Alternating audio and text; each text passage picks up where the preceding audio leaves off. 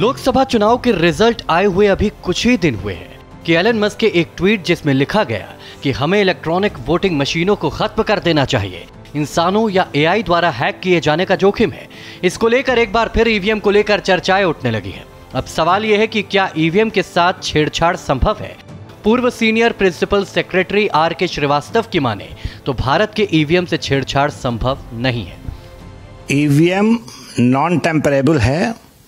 EVM से किसी भी तरह की छेड़छाड़ संभव नहीं है। ईवीएम एक स्टैंड अलोन मशीन है। तकरीबन 30 साल से भारत में निर्वाचनों में इसका इस्तेमाल हो रहा है। ईवीएम को लेकर दाखिल दर्जनों याचिका सुनवाई के बाद सुप्रीम कोर्ट खारिज कर चुका है। इसलिए यही बात कानून के जानकार एमएल लाहोटी भी कहते हैं कि दूसरे देश के ईवीएम में हो सकता है कि छेड़छाड़ संभव हो, लेकिन भारत में नहीं है। देखिए, ईवीएम दो टाइप के हैं। एक ईवीएम यूज होता है यूएसए के अंदर और शायद संभवतः यूरोप के भी कुछ एक आध देशों के अंदर। वो ईवीएम का सिस्टम और हमारे देश के अंदर जो ईवीएम यूज होता है वो पूर्ण रूप से अलग है।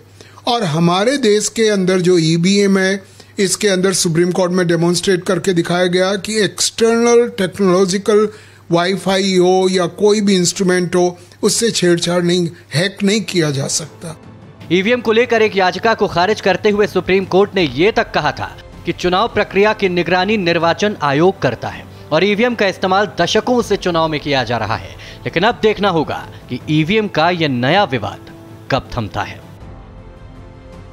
दुनिया के ताकतवर व्यक्ति एलन मस्क द्वारा यह दावा किया जाना कि ईवीएम के साथ छेड़छाड़ हो सकता है और इसकी संभावना है, भारत में यह सवालों का विषय बना हुआ है और इसको लेकर के लगातार आवाजें भी उठने लगी है।